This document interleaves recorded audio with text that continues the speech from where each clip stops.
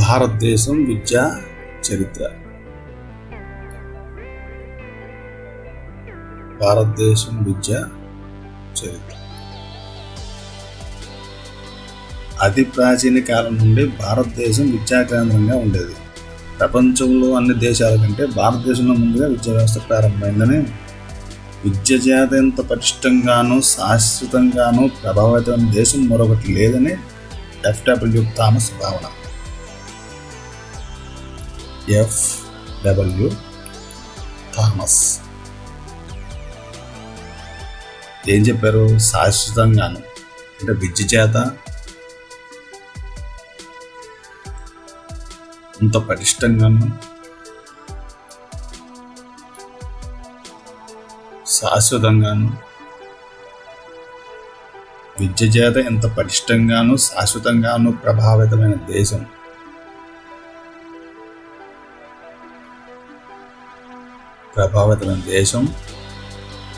మరొకటి లేదు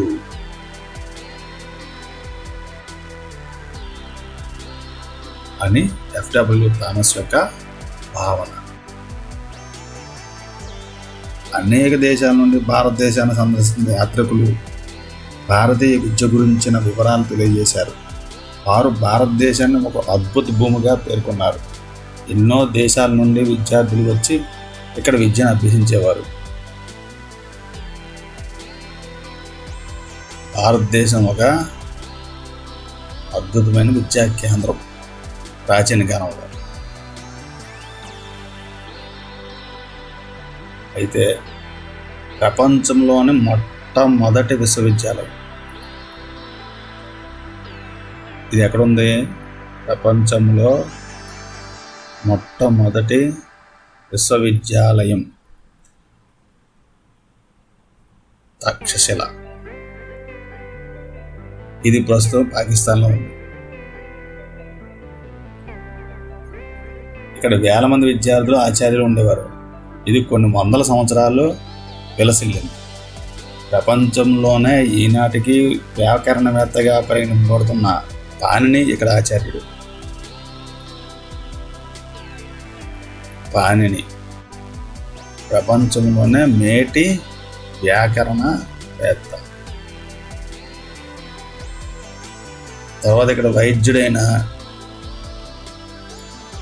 జీవకుడు,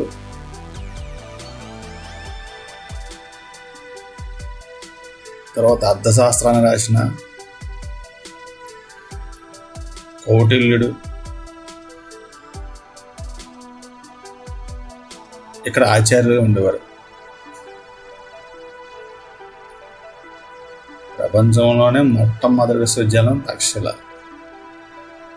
అయితే ఇక్కడ ప్రపంచ ప్రఖ్యాతి చెందిన వ్యాకరణవేత్త పాణిని, వైద్యుడైన జీవకుడు, అర్థశాస్త్రానికి కౌటిల్యుడు, వీళ్ళంతా కూడా ఇక్కడ ఆచార్యులుగా ఉండేవారు.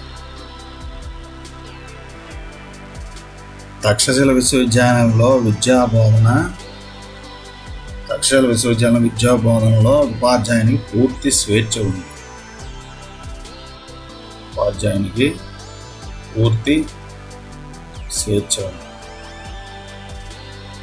పాఠ్య ప్రణాళిక నిర్ణయించడంలోనూ, బోధనా పద్ధతుల్లోనూ, పరీక్షా విధానంలోనూ, విశ్వవిద్యాలయ నిర్వహణలోనూ ఆచార్యులదే తుది నిర్ణయం.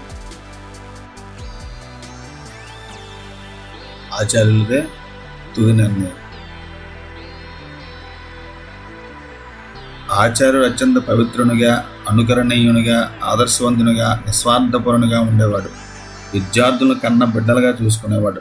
విద్యార్థి విశ్వవిద్యాలయంలో ప్రవేశించిన నుండి విద్య పూర్తయ్యే వరకు విద్యాలయంలోనే ఉండేవాడు. దేవాలయాలు కూడా విద్యా కేంద్రాలుగా ఉండేవి.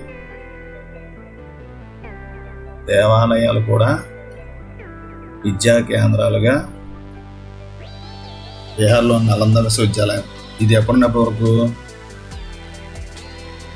క్రీస్తు శకం 5వ శతాబ్దం నుండి క్రీస్తు శకం 12వ శతాబ్దం వరకు దాదాపుగా 700 సంవత్సరాలు.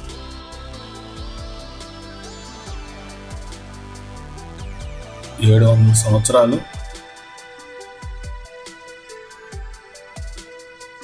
విలసిల్లింది. దాదాపుగా 700 సంవత్సరాలు విలసింది. ఈ విశ్వవిద్యాలయానికి పూర్వవైపు తీసుకురావడానికి ఇప్పుడు ప్రస్తుతం భారతదేశంలో దీనిని పునర్నిర్మాణం చేశారు.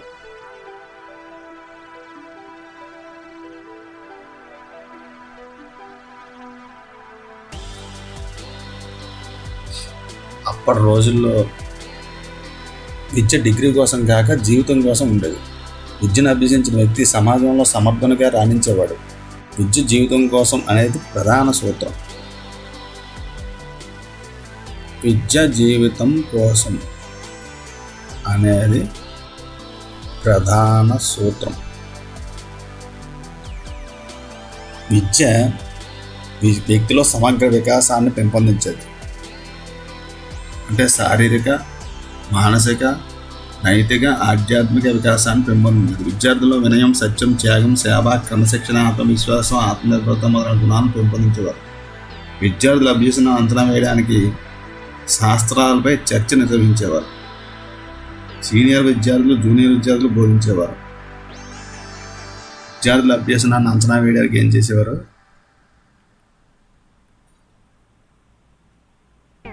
శాస్త్ర చర్చ నిర్వహించేవారు. సీనియర్ విద్యార్థులు, జూనియర్ విద్యార్థులు బోధించేవారు. విద్యాలయ నిర్వహణలో సీనియర్ విద్యార్థులు ఆచార్యులను సహకరించేవారు. రాజులు, ధనికులు, సామాన్యులు విద్యాలయ నిర్వహణకు దానాలు చేసేవారు. విద్య ఉచితంగా అందించబడేది. జ్ఞానదానాన్ని పవిత్రంగా భావించేవారు. విద్యను అమ్ముకోరాదు అని భావించారు. జ్ఞానదానం అనేది పవిత్రం. విద్యను అమ్ముకోరాదు.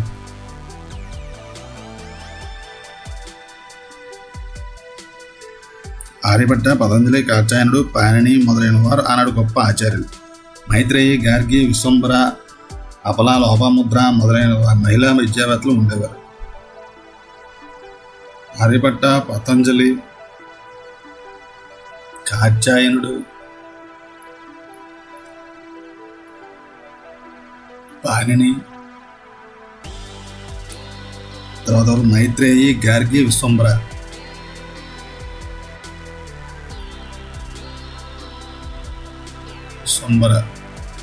మొదలైన అపల, లోపాముద్ర మొదలైన మహిళా విద్యావేత్తలు కూడా ఉండేవారు.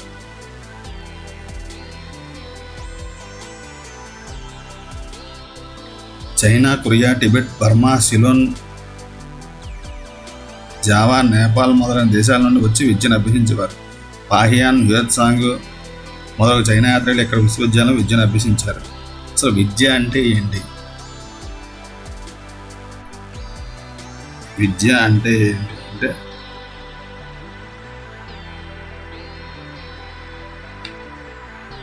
విద్య గతిశీలమైనది.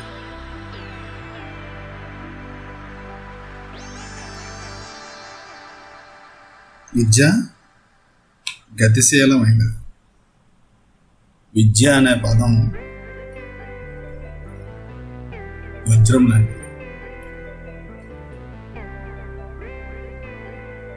వజ్రాన్ని వివిధ కోణాలతో నుంచి చూసినప్పుడు వివిధ రంగుల్లో కనిపిస్తుంది. అలాగే విద్యకు అనేక అర్థాలు ఉన్నాయి. విద్య వ్యక్తి మూర్తిమత్వాన్ని, సత్ప్రవర్తనను అభివృద్ధి చేసే ఒక మహత్తర శక్తి. విద్యావంతుడు సర్వత్రా పూజనీయుడు. ప్రపంచంలో విద్య కన్నా విలువైనది మరొకటి లేదు. విద్య అనేది శిశువుని అవాస్తవికమైన ప్రపంచం నుండి వాస్తవికమైన ప్రపంచం వైపు నడిపించాలి.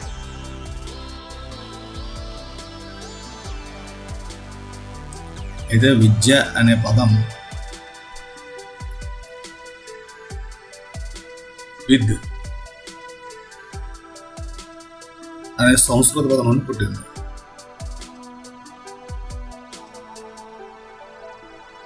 విద్య అనే సంస్కృత పదం నుండి పుట్టింది.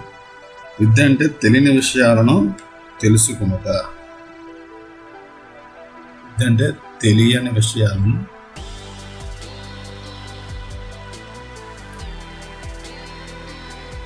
తెలుసుకుంటా. దీన్ని ఆంగ్లంలో ఏమంటారు?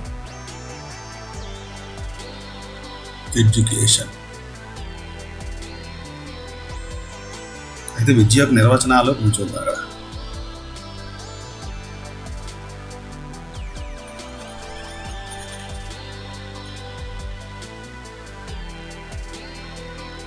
మొట్టమొదటిగా ఋగ్వేదం ఏమని చెప్పింది? వ్యక్తిని తన శక్తిపై తనకు నమ్మకం ఉన్నవాడిగాను నిస్వార్థపరునిగాను తయారు చేసేదే విద్య.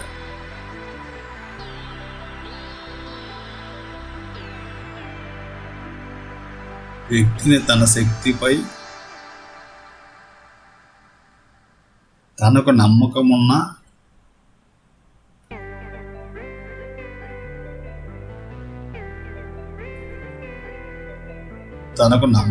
వానిగాను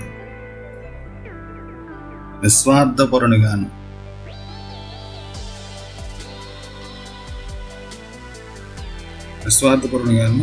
తయారు చేసేదే విద్య. ఋగ్వేదం. ఉపనిషత్తులు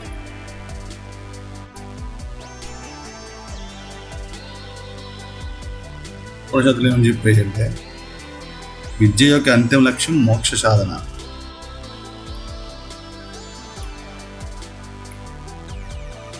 విద్య యొక్క అంతిమ లక్ష్యం మోక్ష సాధన. తర్వాత కౌటిల్యుడు విద్య అనగా దేశం పట్ల భక్తి ప్రేమ పెంచడానికి ఇచ్చే శిక్షణ. దేశం పట్ల భక్తి ప్రేమ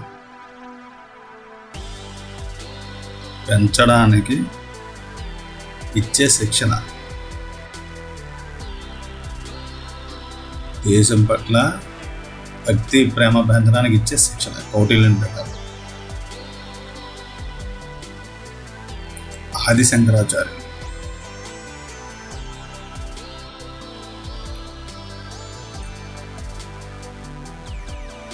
విద్య అనగా ఆత్మసాక్షాత్కారం పొందడం. ఆత్మసాక్షాత్కారం పొందడం. యాజ్ఞవల్క్యుడు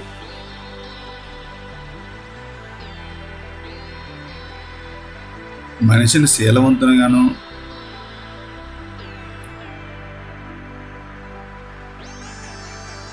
శీలవంతునిగాను సమాజానికి ఉపయోగపడేవాడిగాను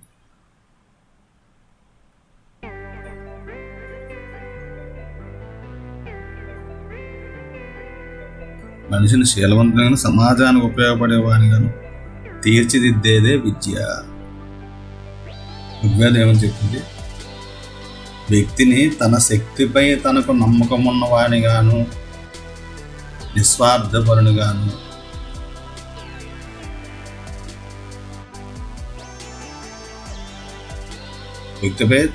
వ్యక్తిని తన శక్తిపై తనకు నమ్మకం ఉన్నవాడిని నిస్వార్థపరునిగాను తయారు చేసేదే విద్య. ఉపనిషత్తులు విద్య యొక్క అంతిమ లక్ష్యం మోక్ష సాధన. కౌటిల్యుని ప్రకారం దేశం పట్ల భక్తి ప్రేమ పెంచడానికి ఇచ్చే శిక్షణ. ఆదిశంకరాచార్యులు ఆత్మసాక్షాత్కారం పొందడం. యాజ్ఞవల్క్యుడు మనిషిని శీలవంతునిగాను సమాజానికి ఉపయోగపడేవాడిగాను తీర్చిదిద్దేదే విద్య.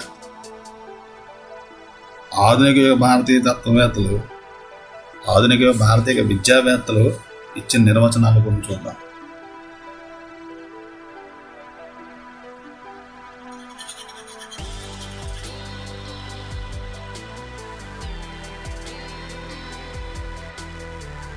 గాంధీజీ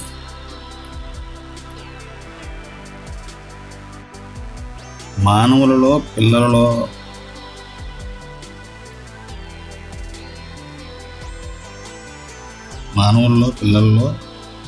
గల అత్యున్నత శారీరక మానసిక ఆధ్యాత్మిక శక్తులను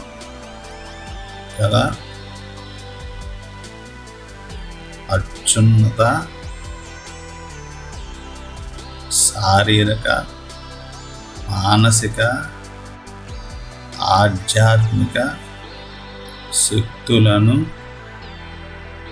సమగ్రముగా వెలుగుతీసేది.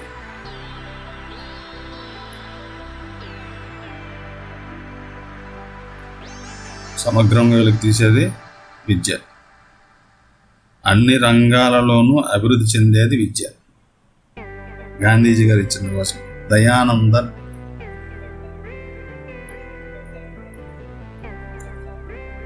శీల నిర్మాణమే విద్య.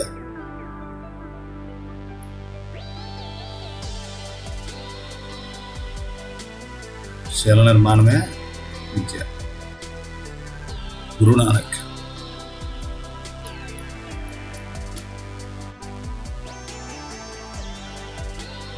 ఆత్మసాక్షాత్కారం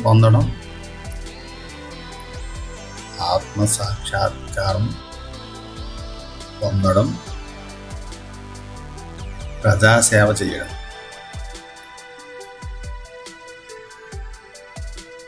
ఆత్మసాక్షాత్కారం పొందడం, ప్రజాసేవ చేయడం. గురునానక్.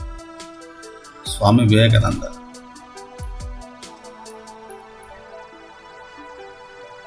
శీల నిర్మాణానికి, నైతిక జీవనానికి విద్య మార్గం. శీల నిర్మాణానికి, నైతిక జీవనానికి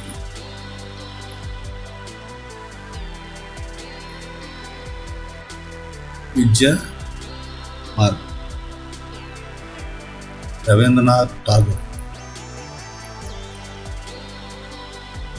విద్య మానవునికి ప్రకృతితో సంఘీభావం నేర్పి నిజమైన సత్యములను కనుగొని ఆత్మకు వెలుగునిచ్చి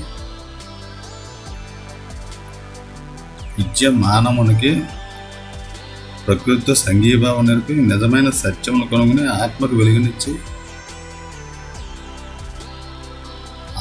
వెలుగునిచ్చి ప్రేమను పెంచి జీవితానికి అర్థం కల్పించడానికి తోడ్పడుతుంది. ప్రేమను పెంచి జీవితానికి అర్థం కల్పించడం. జీవితానికి అర్థం కల్పించడానికి తోడ్పడుతుంది. విద్య మానవునికి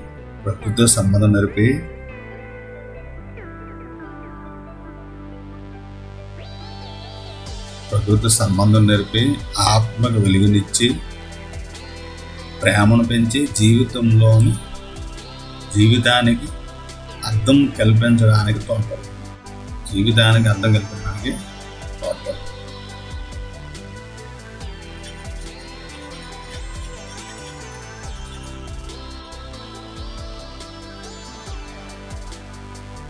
తర్వాత అరవింద్ ఘోష్.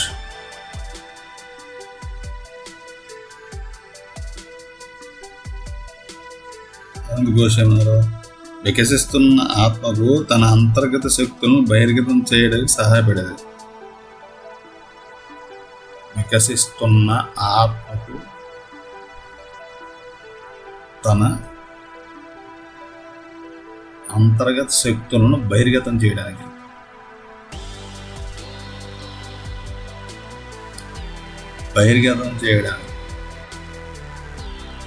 అంతర్గత శక్తులను బహిర్గతం చేయడానికి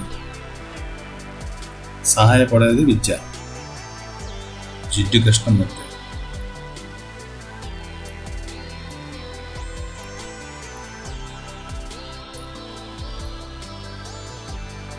వ్యక్తి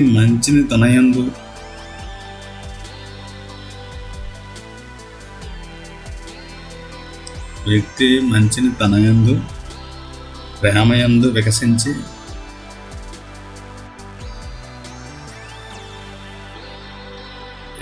తనయందు ప్రేమయందు వికసించి రాణించడానికి సహాయపడేది.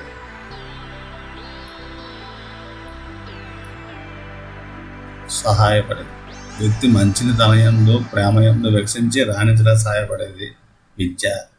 అరవింద్ ఘోష్ గారి ప్రకారం వికసిస్తున్న ఆత్మకు తన అంతర్గత శక్తులను బహిర్గతం చేయడానికి సహాయపడేది. జాకీర్ హుస్సేన్.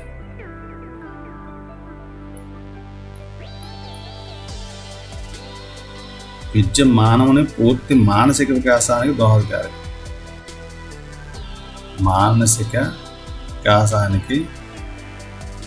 దోహదకారి. విద్య మానవుని పూర్తి మానసిక వికాసానికి దోహదకారి. రాధాకృష్ణ.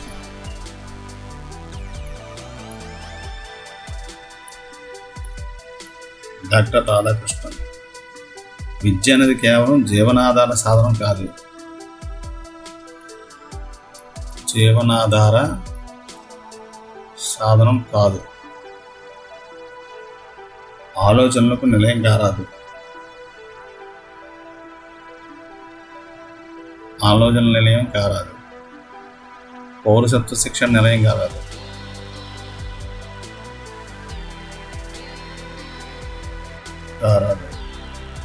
విద్య ఆధ్యాత్మిక జీవనానికి మార్గం కావాలి. ఆధ్యాత్మిక జీవనానికి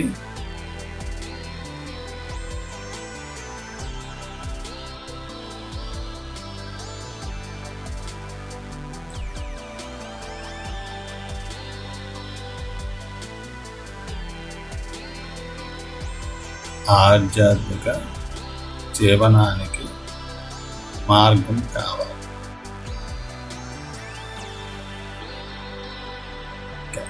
పాశ్చాత్య నిర్వచనాలు చూస్తే వెస్టర్న్ నిర్వచనాలు చూస్తే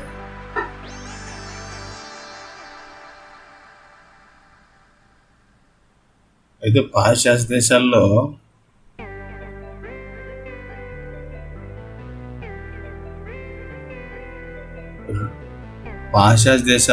విద్య భావన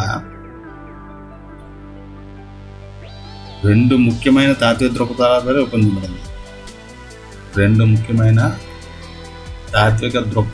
రూపొందించబడింది. అది ఒకటి వచ్చి మానవుడు హేతుబద్ధమైన జీవి.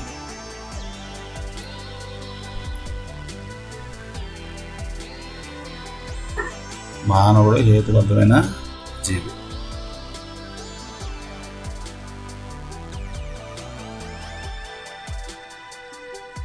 హేతుబద్ధమైన జీవి. ఇంద్రియ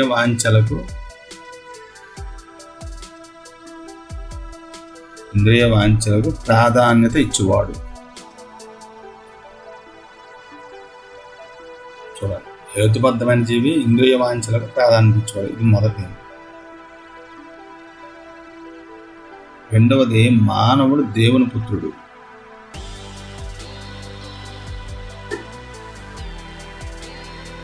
దేవుని పుత్రుడు. జీవితాన్ని ఆనందమయం చేసుకోవాలి అనేది పాదం. జీవితాన్ని ఆనందమయం చేసుకోవాలి.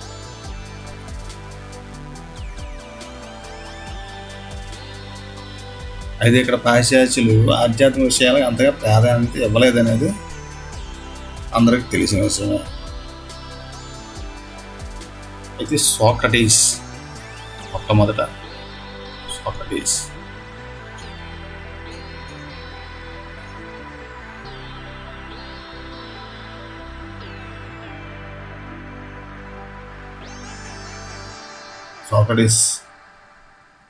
ప్రతి మనిషిలోనూ నిక్షిప్తమైన విశ్వజనీయ భావాలను వెలికితీసేదే విద్య.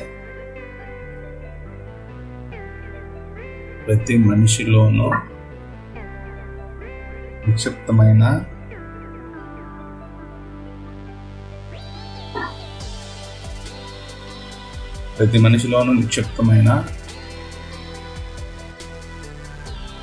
విశ్వజనీయ భావాలను వెలికితీసేది విద్య.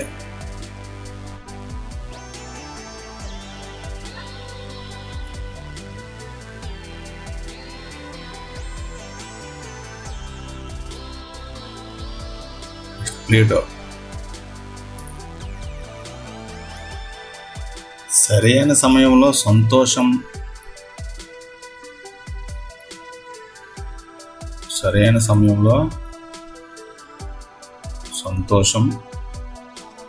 మరియు బాధను అనుభవించే శక్తి.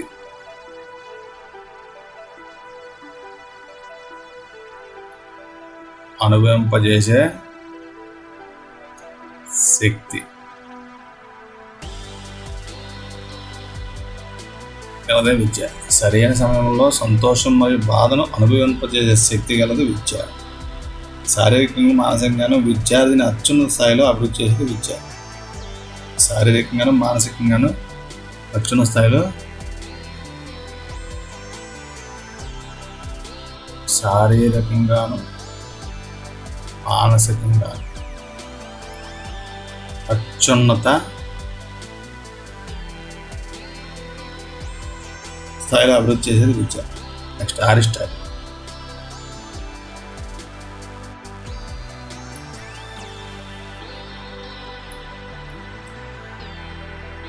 దృఢమైన శరీరంలో దృఢమైన మనస్సు.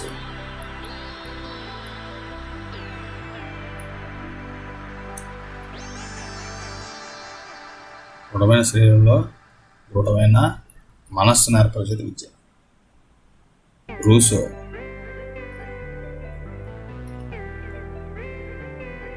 మానవునికి విద్య పుట్టుకతోనే ప్రారంభమవుతుంది. అనుభవాలే మానసిక భావనకు కారణాలు. మానవునికి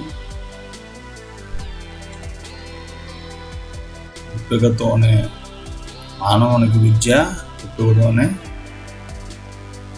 ప్రారంభమవుతుంది. మానవునికి విద్య పుట్టుకతోనే ప్రారంభమవుతుంది. అనుభవాలే మానసిక భావాలకు కారణాలు.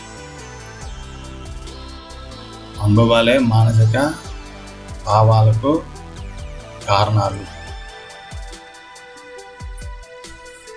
సోక్రటీస్ చెప్పిన ప్రతి మనిషిలోనూ నిక్షిప్తమైన విశ్వజనీయ భావాలను వెలికితీసేది విద్య. ప్లేటో సరైన సమయంలో సంతోషం మరియు బాధను అనుభవించేది విద్య. శారీరకంగాను మానసికంగాను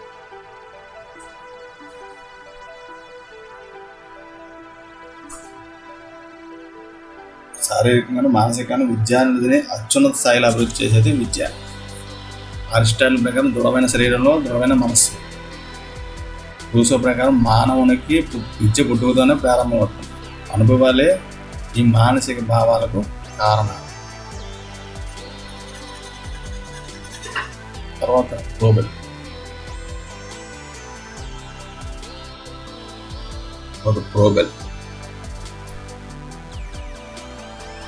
జీవులో నిద్రాణమైన సహజ శక్తులు మేల్కొల్పేది విద్య.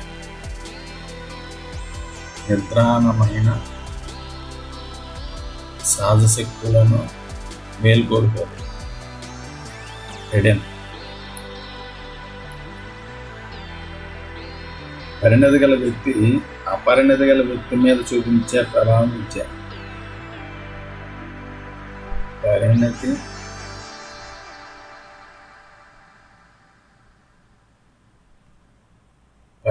గల వ్యక్తి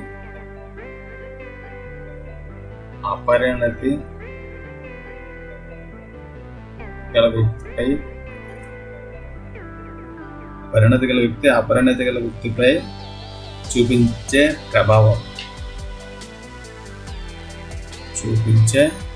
ప్రభావం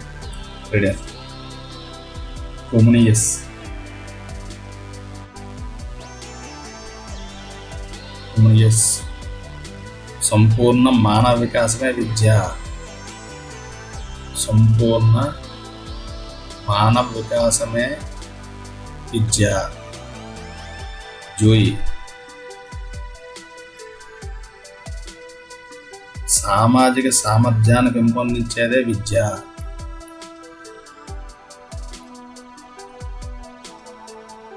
సామాజిక సామర్థ్యాన్ని పెంపొందించేదే విద్య.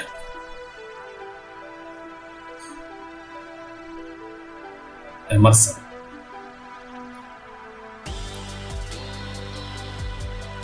మనస్సును నియంత్రించేది విద్య.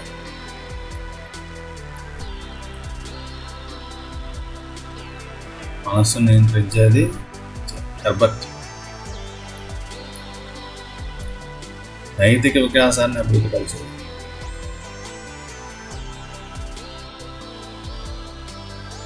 నైతిక వికాసాన్ని అభివృద్ధిపరిచేది విద్య. స్పెన్సర్.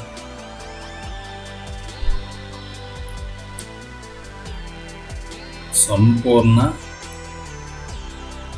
జీవనానికి తయారు చేసేది విద్య. ప్రభుల ప్రకారం నిద్రాణమైన సహశక్తిని వెలిగించేది విద్య. రెడ్డిన్ ప్రకారం పరిణతి గల వ్యక్తి అపరిణతి గల వ్యక్తిపై చూపించే ప్రభావం. సంపూర్ణ మానవ వికాసమే విద్య. జూయి ప్రకారం సామాజిక సామర్థ్యాన్ని పెంపొందించేది విద్య. ఎమర్సన్ ప్రకారం మనస్సు నియంత్రించేది విద్య. హెర్బర్ ప్రకారం నైతిక వికాసాన్ని అభివృద్ధి చేసేది విద్య. స్పెన్సర్ ప్రకారం సంపూర్ణ జీవనాన్ని తయారు చేసేది విద్య. అయితే విద్యా రకాలు తర్వాత చూద్దాం.